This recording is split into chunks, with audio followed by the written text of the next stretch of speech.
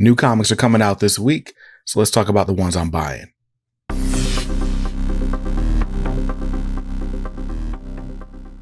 Welcome back to Comics Are Dope. I'm BJ Kicks, and this is the Pull List. It's my weekly video where I take a look at the slate of releases for the current week. This time we're talking about Wednesday, July 3rd, 2024. I'm going to tell you which books are on my pull list, which ones have made the chopping block, and some other new number ones that are on the radar, things I'll be making a game day decision on. We got a lot to jump into. Actually, we don't have a lot to jump into. This is a very light week for me. And I don't know if it's because it's a holiday weekend or I don't know. I don't know what happened like with the publishing schedule, but not a ton of stuff coming out, but there are some exciting things coming out. So let's talk about the book I am most excited about this week, and that is Batman issue 150. Batman 150, written by Chip Zdarsky, with art by Jorge Jimenez, Mike Hawthorne, and one legendary Dennis Cowan. Yes, that Dennis Cowan. The Dennis Cowan. So Dennis Cowan, co-founder of Milestone Media, co-creator of characters like Static and Hardware and Icon and so on, right?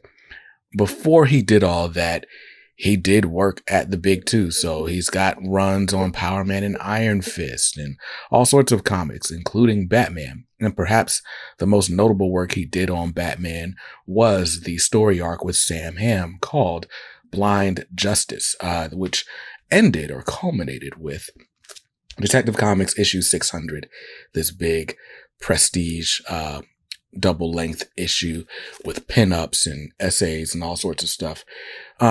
But to date, this is the only way I have seen that book. Now, I'm pretty sure you could read it on DC Universe Infinite, but just to show you, right, my copy of this book, I mean, it was a book printed on newsprint, like, 35 years ago or whenever, but it's just kind of muddy. The pages have faded. The colors, the printing methods of the day, it doesn't look as great as it could, right? And so I'm excited about the fact that I get to see Dennis Cowan art on a Batman book some 30 years later.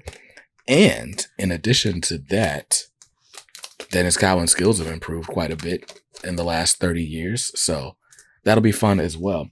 Of course, Dennis Cowan's worked on Batman since then, but again, most notable. But anyway, this is a brand new sort of jumping in point for Batman readers. So obviously it's a big anniversary type issue, milestone issue of being 150. But the failsafe story arc kind of wrapped up very neatly in issue 149. So there's a brand new sort of, impetus for Batman to be active and be acting a certain way. So I'm excited to jump into it. If we are definitely still like in the Absolute Power era. So this is a tie-in to Absolute Power. So all the stuff going on with Amanda Waller and Brainiac is going to be relevant here somehow, but I have to find out when you read it. Batman 150. I should be excited about more than just Dennis Cowan, but it's Dennis Cowan. Cover price on that is $5.99. I'm grabbing cover A. And since we're talking about DC Comics, we'll talk about the other DC book on the pull list, and that is Absolute Power, issue number 1. It all starts here. It kind of started last week with that prelude issue that I still have not read. My man Chris Balga from World's Finest True Believers, the podcast, told me that there was some other sort of essential reading that I probably should have grabbed before reading that prelude, which just led me to not reading anything. And now here we are a week later, and Absolute Power number 1 is out. And quite honestly, I'm just going to jump in. I'll have to go back and find the surrounding context later. But Absolute Power is written by Mark Waid with art by Dan Mora, one of the best creative teams at DC right now. And I'm curious to see what they've got cooking up. I am missing all of the previous context. I didn't read Green Arrow. I didn't read Batman, Superman, World's Finest. There's a lot of stuff with Amanda Waller that I skipped out on. So this will be it. Even Titans Beast World I didn't read. So anyway, Absolute Power, issue number 1. I guess my DC universe is restarting this week. Cover price is $4.99. I'm grabbing cover A. And that's it for the DC books on the pull list. So if I stick to the list, those will cost me just $11 this week. Now let's move on to the House of Ideas. Over at Marvel Comics, we've got 2 books on the pull list, and they are both tie-ins to the Blood Hunt event. So starting out is Black Panther Blood Hunt, issue number 3. This is the 3rd out of 3 issues, the final issue of the series, where, Black Panther has been doing Blade's bidding. Like, he's a vampire and Blade is, controlling him, telling him he's got to do stuff, find relics and whatever. And T'Challa, of course, is resisting. He's like, listen, I hear you. Hear what you're saying. What you're saying is cool. I can help you out. But what comes first is my duty to protect Wakanda. And so I've really enjoyed it. What's been really cool, this is written by Cheryl Lynn Eaton, by the way, with art by, I didn't write it down, so let's find out. The artist on this book is Fareed Karami. And the book looks great.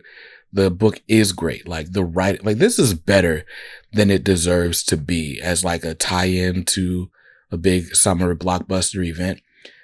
I should not be enjoying this as much as I am, especially considering how little I've been enjoying Blood Hunt so far.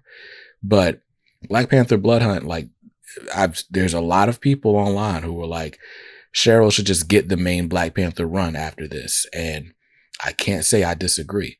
Really good stuff. Cover price on this one is $3.99. I'm grabbing cover A. Next up is Miles Morales Spider-Man issue number 22. This again being a Blood Hunt tie-in, and Miles Morales is pretty essential to the Blood Hunt event. So if you're reading Blood Hunt, you might want to pick this up. And if you're reading Miles Morales, you definitely want to pick up Blood Hunt. Let's just say the status quo for Miles has changed in a very significant way over the last few issues of Blood Hunt. So Miles Morales, I don't want to speak too much because I don't want to spoil anything, but that cover price on this issue is $3.99. I'm grabbing cover A. And that's it. Only 2 books on the Marvel pull list. So my Marvel books are going to cost me $8 this week. I do appreciate that both of those books were only $4 a piece. But now let's skip on over to the indies, where there are, you guessed it, 2 books on the pull list. First of which is Space Ghost, issue number 3. Space Ghost, written by David Pepose with art by Jonathan Lau. And this is creeping up my favorite books on the pull list. Like, it's slowly getting up there. This book started as like a nostalgia buy, like a semi-nostalgia buy, because I didn't really remember Space Ghost like that. And I just like this character design. But what you find inside this book is a really good cross between like modern comics and Silver Age, right? Like, if you ever watch the Space Ghost TV show, those short 5 or 7 minute episodes, they're very much one and done. They're very much like Adventure of the Week or Adventure of the Hour. And so each issue, you got a different villain. You're in a different world. You're seeing different conflict and stuff, and it's being handled in a very lighthearted way. You're getting the banter between Jan and Jason, like funny things with Blip, and there's often the episode that ends in a bunch of laughter, like ha ha ha ha ha. I don't know why that was a thing back then. Hanna-Barbera, let us know, like what was that about? But anyway, this takes that and that sort of essence, right, of the sort of wandering found family that's out patrolling for justice. It takes the things that are charming about that, the family moments, the sibling rivalry, even the pet, right? But adds a gravitas that kind of only comes from more modern storytelling. And so what we've been getting is sort of this slow, they're one and done stories, or done in one stories. And so very often you can pick up one issue, get a very satisfying, like, okay, here's the villain, here's what the villain wants, here's how, here's the conflict, here's the action, and here's how the villain is sent packing by the end of the issue, right? So it's cool in that way and very Silver Age in that way. But there is a through line of something happened to Jan and Jace's parents, and we got to figure that out. This evil corporation, RoboCorp, is clearly behind it, and Space Ghost is out for revenge at some point. And so we're getting like little clues, little bits and pieces here and there as to what all has been going on. And I feel like it's leading to an even bigger battle somewhere later in the series. But anyway, I feel like I've been talking forever about this book. The point is, if you had written this off because maybe the Space Ghost wasn't your nostalgia brand, I get it. But this is probably the best cross between, like, I don't know, a super modern Batman story or like Batman 66. Like, it's the perfect marriage of those. And I should probably stop comparing Space Ghost to Batman, because it's not a Batman ripoff, but the storytelling very much reminds me of Batman, and I'm enjoying it. So Space Ghost issue number 3 out this week. Cover price is $4.99. I did read this book already. I should let you know that, which is why I didn't want to talk about the plot. But issue 3 is good. It's worth your money. Space Ghost versus the Widow. $4.99. That's cover A. I'm not buying cover A. I'm buying the cover D by Michael Cho, because it's good. Like, look at it. It just embodies Space Ghost. So yeah, Michael Cho variant for me. Next up is The Walking Dead Deluxe issue 92, because it's zombies in color. And it's because what I say every 2 weeks when the book comes out is that it's The Walking Dead in color with some extras and a cardstock cover by David Finch. And it's the only way to get The Walking Dead in color. So in case you wanted The Walking Dead in color and somehow you missed out, there's just 91 issues you got to get caught up. So The Walking Dead Deluxe 92 out this week. Cover price is $3.99. I'm grabbing cover A.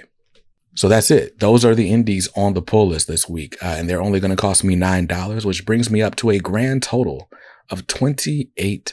That's before taxes and before my 10% subscriber discount. So I'm going to be making out pretty well. Like, that's a really good amount of savings for a week. It's almost good enough that I can finally back the Kickstarter for Dynamite's Darkwing Duck hardcover collections. They've got the sort of classic stuff, the original Disney and Marvel years going out. They've also got the Amanda Dibert run from last year in another hardcover.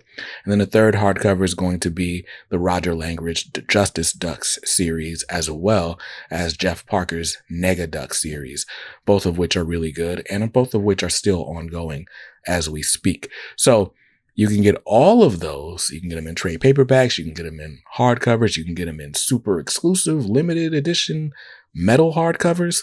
Whatever you do, get them, because I think by the time this video's out, you got like a day left to do so.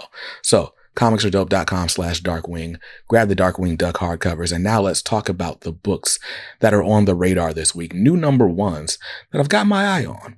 I'm watching you. First up is The Life of Wolverine, issue number 1. It's written by Jim Zub with art by Ramon Box. And the whole hook of this book, it's a one-shot, by the way, but the whole hook of it is the first time that Logan's story has been told. His life story has been told in chronological order. And it's only $4.99. The reason it's just on the radar and I'm not like definitely buying it is because this is actually a reprint of the Wolverine Infinity comic that's been coming out on Marvel Unlimited that I haven't been reading. I haven't tried it out, but the fact that I can read all of it on Marvel Unlimited means I probably don't need to buy it. So Life of Wolverine, number 1 out this week, $4.99 is cover price. Next up is Moon Knight, Fist of Khonshu, issue number 0. It's Jed MacKay and I believe Alessandro Cappuccio. And this is like the surprise return of Moon Knight. Spoiler alert, Moon Knight's been dead. And another spoiler alert, Moon Knight's not dead anymore. And Marvel sort of surprised retailers with a 1 per store version of this book last week. And this is the open order version. But I will tell you, this is going to be harder to come by. There was no FOC. There was no solicit for this book.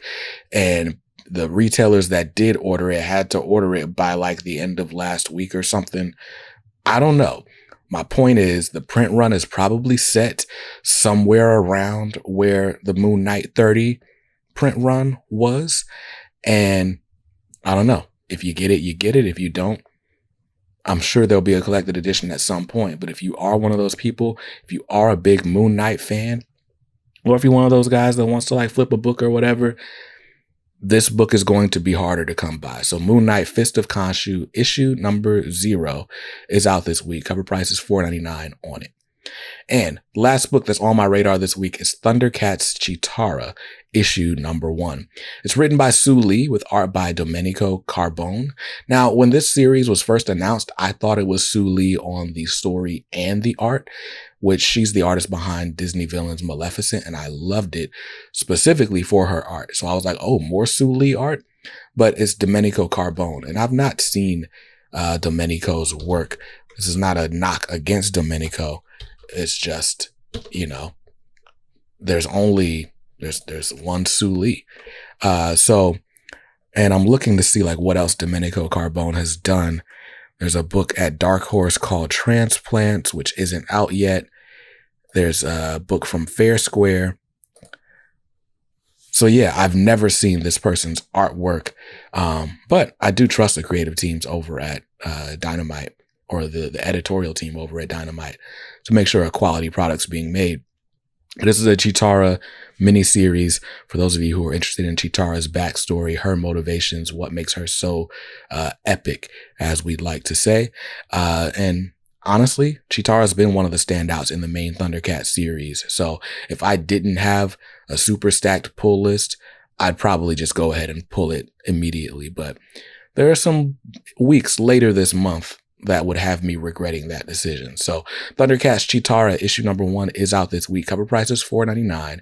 If I buy it, I'm buying the Edwin Galman cover D. And I'd buy that cover because Edwin Galman is one of my favorite cover artists right now. If you missed that video, you can watch it up there, where I tell you about the other top 5 of my favorite comic book cover artists right now. And that's going to do it for my pull list and all the books that are on the radar. Let me know which books you are excited about this week. How you feeling about Absolute Power? Have you been reading all the DC stuff that I skipped? Are you better prepared for this event than I am? And how are you feeling about Blood Hunt? Which of them is better? Well, I guess that's not fair because Absolute Power doesn't start till today. I'm curious to see which of those is going to end up being better, which one people are most excited about. And yeah, let me know in the comments down below. I'll see you guys in another video soon. Till then, stay safe, stay awesome, and read something dope today. Peace.